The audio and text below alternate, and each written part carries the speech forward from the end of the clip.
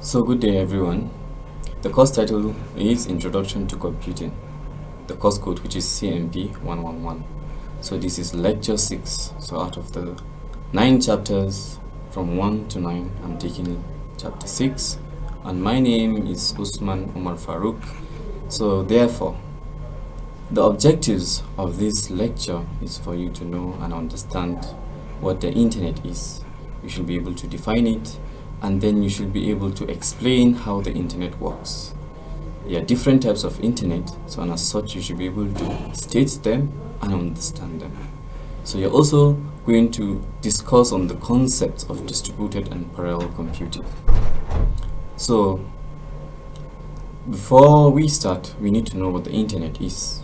The internet here with the capital I is a network of networks, so that communicate with each other, interact via what we call the TCP and IP networks. So this is a protocol that enables two computer systems to communicate with each other via gateways, and these gateways are called interpreters. So there are key points you need to understand about the internet. So it's not just a network, but it's a collection of it's an interconnected networks, which is called the internet. What do we mean by interconnected networks? Previously, in the previous chapters, you were taught about networks, and we know a network is when you have several computing devices or computers connected and sharing information and data. But with the internet, you have networks upon networks communicating with each other, irrespective of the operating systems, irrespective of the hardware differences. So with the internet, it's an inexhaustible source of information. So this information are in different formats, documents, your videos, your files, and sound, and all of that. And we have over 60 million pages of data currently available. So with the internet, there is no one to manage it. It's free and everyone can access the internet. So how does the internet work? So basically, the internet, as we have mentioned previously, they work via what we call the internet protocol address. So each and every system has the internet protocol address that enables them to communicate with each other. So this communication is usually done between two different networks. Hardware and software gateways come into place before this is able to be achieved. So the IP address is simply a method or a means for computers to be identified. Let's say, for example, now we have 4 or 5 different students, and let's say you want to collect an item or you want to share certain information with your students, and let's say those students have no means of identification. You don't know their names, example, you don't know their names, so and you want to collect something from them. So it will be only proper if you know them, you can be able to identify them, call their names, and then you would collect that data or transmit that data. So for computer devices to communicate to each other, they need the internet protocol address, so that whatever information that is going to be transferred from, let's say, computer A to computer B, C, D, will become easy for you to do so. It becomes very easy for you to communicate with computer devices by identifying them. So this is where the internet protocol address comes in. So however, internet is not a computer network, as I have said before. It is a network of networks that provides a common platform for physical networks of computers all over the world to communicate together. So now going to the history of the internet. So the internet, as we know today, that has millions and millions of information, was first known as ARPANET in 1966. It was a project by the Defense Department of Advanced Research Project Agency, known as DARPA, and it was born in 1969 to establish a communication system with other agencies of the government.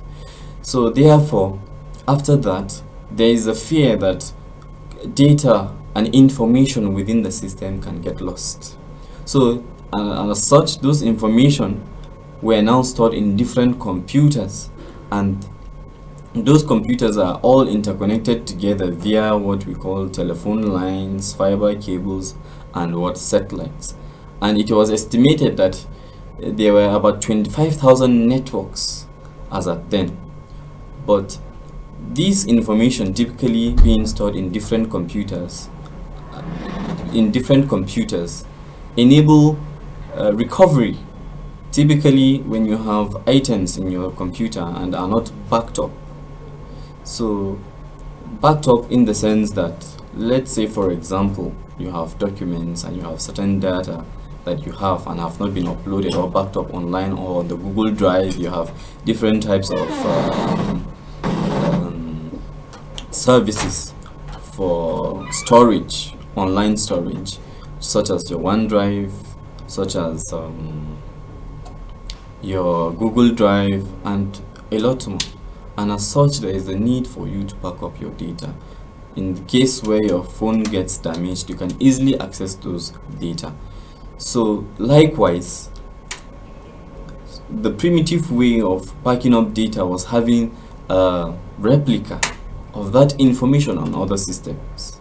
So this was what was done during the early times, where the ARPANET, as we know today to be the internet, was a method that was used to ensure that data are being backed up on other computers. In the event of any attack or any damage to the computer, you have a copy of such data or of such information on another system. So I hope you understand, and I hope you're going along with me and the explanation is clear.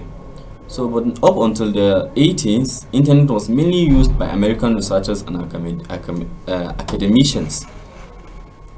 So, and mainly you have those information, you have the network being open to university researchers for many years, just for exchanging files and emails via what we call news groups. Because as I've said previously, that about 25 networks was what was available before the end of the 80s, and they are also referred to as groups. But today, as we know,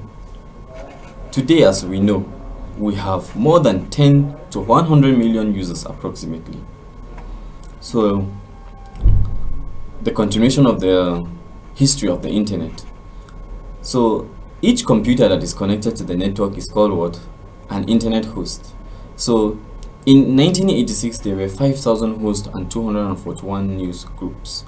So what revolutionized the internet as we know today was done by this scientist called Tim Berners-Lee in 1990. So Tim Berners-Lee proposed an idea where you have large number of documents all linked together, and they are referred to as what we call the World Wide Web. So each collection of that document or that data is referred to as what? A website. So the idea caught on quickly. So now in 1993, there were about 600 websites. So it keeps growing, and it went to about 2 million internet hosts. So but in 1995, there were 100,000 websites. But today we can literally say that there are millions and millions of websites. And it is as impossible to count the number of internet users and the number of internet documents as counting the head of people in a riot. So now that we have so many devices, we have so many resources in the internet, software applications, and then millions and millions of documents online. So there is this importance that our computing devices and hardware or mobile devices should be able to carry out certain tasks, or should be able to seamlessly execute certain instructions. because the demand has become so much. Nowadays you can have your computers running a software application and at the same time opening a document or a file and maybe playing a music in the background or playing an audio in the background. But this is achieved via what we know today as parallel computing. And parallel computing is a concept that allows the utilization of the CPU resources, which is called multiprocessing, in the execution of several tasks. So in this case, when there is a task to be executed by the system, such task is divided into various chunks, and then each portion is executed using a portion of the system processor simultaneously. So an example here was given that, let's say for example you're trying to search for a keyword Microsoft Word, and you have 100 mails for the computer to go through and search. So typically the computer doesn't just go through all those emails at the same time. What it does is that it divides these emails containing the word Microsoft Word, which you want to search, into 10 groups of 10 emails. So it breaks down the problem. So this is typically what happens in your own devices, in your own laptops or personal computers, when you're trying to perform certain tasks and you have many of those tasks, such as listening to music, just as I've said, opening a software, let's say Microsoft Word, and then you have a file opened. So this process, you have several tasks working concurrently, enables what? The utilization of the what? CPU, where it breaks down those tasks and assigns them so that they will be what? Running concurrently. This is where the multiprocessor aspect of it comes in. You have the CPU trying to what? Efficiently break down tasks into groups, and those tasks are executed at the same time. So let's briefly go to the overview. Now, over the years, computer systems and devices have been transforming in terms of the nature of hardware that are used to power the software application. This includes the adoption of what? New concepts to improve the speed in processing, memory management and utility, synchronization, networking and communication as well as the overall management of the system resources. Furthermore, with the simultaneous increase in the number of internet and system users as well, the availability, flow and transmission of data puts a certain level of pressure on the need for both parallel and distributed computing. So essentially, this is what I explained previously, and you have resources growing, and then you have demands for you have hardware demands where you have certain softwares and certain tasks that needs to be carried out simultaneously. So with parallel computing, it utilizes what? The CPU to make sure that tasks and instructions are being executed efficiently. So but the difference between the parallel computing devices, the parallel computing here and the what? Distributed computing is, with the distributed computing, rather than having the CPU carry out this task, breaking them down into smaller chunks by the CPU, here you have several computers or machines in different locations saddled with the responsibilities of what? Taking those tasks, processing them concurrently and giving you an output or a desired goal of some sort. So the difference here between the parallel computing and the distributed computing, with the distributed computing, it is typically sharing what? Different tasks to the CPU, which is called multiprocessing. But with the distributed computing here, you have several computers or machines from several locations to what? Achieve or execute that instruction or command given to it. So, and this is typically done in different locations. So over to the internet communication we have electronic mail or email. So here it basically says that now that we have the internet, there are different ways or different means to utilize the internet to communicate, and one of such ways is what? The electronic mail or the email. So the email utility allows the sending or receiving of messages to any network user around the world. So, and it is being said here that it has an advantage. So one of the advantage here is that information can be sent very, very fast, because there are conventional means in which information is being shared before the advent of the internet. And this typically is what? Writing a paper in a letter and have it mailed to someone, which can take several days, which can take several weeks, and it can take a very long time, and you could have problems such as maybe having your letter mistakenly sent to a different location, or having your letter not even arrive to the destination as expected. So, and one of the advantages, it is very cheap and it has low costs, and you don't have to bother about distances, and you can send message to anyone in any part of the world, and they can have that information accessed at any point in time. So this is where the asynchronous aspect of it comes in. The asynchronous aspect of it means here that you can have the information sent, and the receiver can access the information at any time. And if in case there are any changes or you want to update an information, that can also happen. And the receiver can access that information at any time, and the sender will not have any worry about whether the information is being sent or not.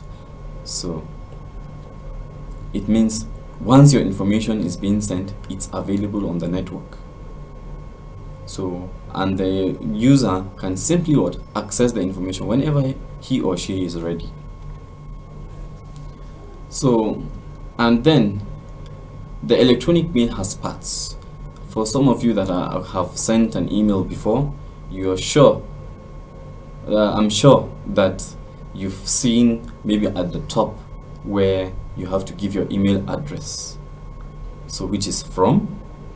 So the entity or the person who wants to send the message is indicated as from, and he is provided with a field to give his or her email address. And the person you are sending to, you have to provide an email address for that person. So, and the subject of the matter, you give out the title of the message you're sending. You won't just send an information without a subject. And then you have a date, and this date, it is automatically generated by the computer. You don't insert the date, the computer generates that information for you. And then you have the carbon copy. The carbon copy simply means having someone have a copy or a copy of your message. And also you have attachments, where you attach video, audio, files, graphic, any kind of contents you would want to attach, or file you would want to attach. The message you're sending comes into the attachments. And you have the contents, which is the body of the message. Of course, if you're attaching a document such as an article, such as a video and an audio file, you will need to explain what that attachment is. You need to give a more detailed write-up about the attachment. So these are the parts of an electronic email, and we've discussed that. So over to the internet communication, as we know to be the instant messaging, and with that you have chat rooms. So basically the internet communication using the instant messaging. So let's me stop here and go back so that you understand how this internet communication is progressing. We have emails where you send messages, and within minutes or less seconds you have your message delivered, and then the receiver can receive the message whenever he's ready. He can just come on, log on to his email, or just access the interface and check his inbox or his or her inbox, and have the message available already to him or her. So with the internet communication that requires this instant messaging and chat rooms, you communicate, and then your message that is being shared to the person or to the desired destination is received instantly. So here, unlike the email, here messages are being sent in real time, meaning if you send a message, you will receive that message instantly, and there is no delay, just like the email addresses where you will have to just wait for like maybe some seconds before your message is delivered. But with the instant messaging and the chat rooms where you can communicate with in either groups or as individuals, you have your message instantly being shared, and the person at the other end is receiving that message instantly. So an example of such instant messages, of course, we know our WhatsApp messages, we know our Facebook instant message, we know our Facebook Messenger, and we know such platforms where you can be able to send message online and have them ready for the intended recipient. So here we've explained the instant messaging, and then what we are going to also explain here is the podcast. And the podcasts here are in form of audio recordings that are available for download from the internet. And we have also TV shows, newscasts, and we have instructor lectures, just as I'm lecturing you here and I'm giving you this information. This is an example of what of the podcast. You can have this audio downloaded, and then you can go through them, listen to them, and view them. So this is a typical example of what the podcast is. So they are majorly what contents, audio, video, where you can just easily access, and then you have this information even stored online for you for your own consumption, if you may. So while some audio and video recordings are streamed over the internet, meaning you watch them in your own web browser, podcasts are different in that they are downloaded for offline, just as I have said. You can listen or view to them. And typical examples of podcasts, we have the RSS feeds, and this allows your computer to automatically download a new podcast when it is created without you having to visit its website directly. So this typical example is, if you subscribe to the RSS feeds, you can have the interested or if you subscribe to the podcast and there are areas of interest you want to learn or have information about. So what the RSS feeds does is that it downloads this information for you or this data for you automatically into your phone, even without having to access the website. So as we know today, we have what we call blogs, and it's like the blog basically is like a public journal but for the internet, where you have all variety of information available based on different areas and subjects, be it, let's say, football, be it about lifestyle, be it about medicine, be it about tech.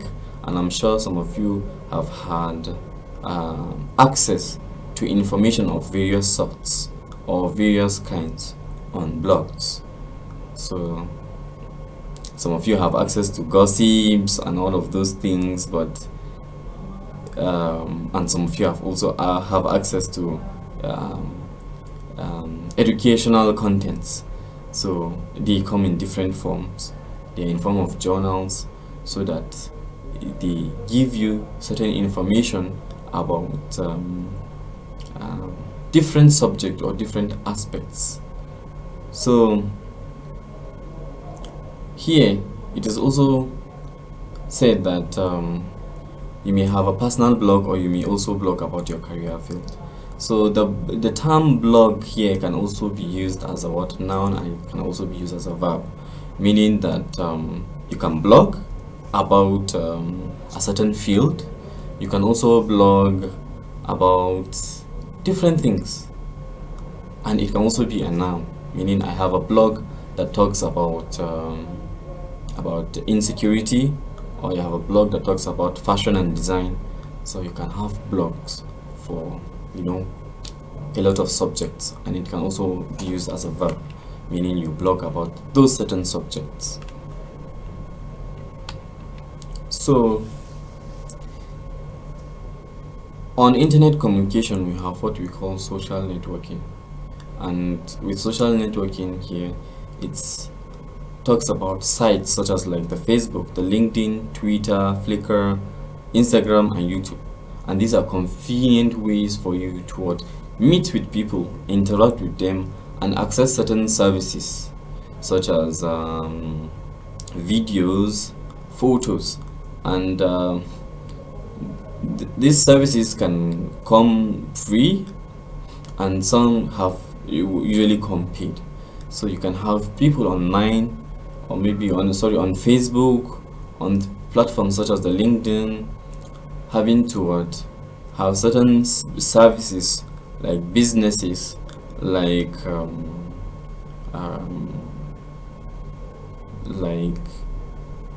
courses where you enroll with those courses, and after enrolling with those courses you get a certificate and some sort of benefits after that. So these are typical examples of the social networking, and it's also part of the internet communication as we know today. So we have this internet communication with voice over internet protocol. So the voice based internet communication is a solution that uses a standard internet connection to place phone calls. So this is typically making calls online, and a typical example is here the Skype, and I'm sure most of you here are aware of what the Skype is. It is an example of what a voice over internet protocol. So it means here that irrespective of the distance, you can call someone over the internet for free. And if you could remember, there are these primitive methods where phone calls are being made via the telephone landlines. So, but with the internet voice over internet protocol, you can simply make a call for free via the internet. So this is a typical example, and the aspect of the voice over internet protocol can also be found in our WhatsApp. It can also be found in our Facebook too as well, if I'm not mistaken. So these are typical examples of the voice internet protocol. It simply means a way for you to make phone calls via the internet. Thank you for listening, and if you have any comments or any questions, you can leave your comments so that I can attend to them. If you have questions and you have you need clarity or you need information about any certain aspect of this lecture, then I'm here to answer and I'm here to attend to you. So simply drop your comments so that I can attend to you. Thank you very much.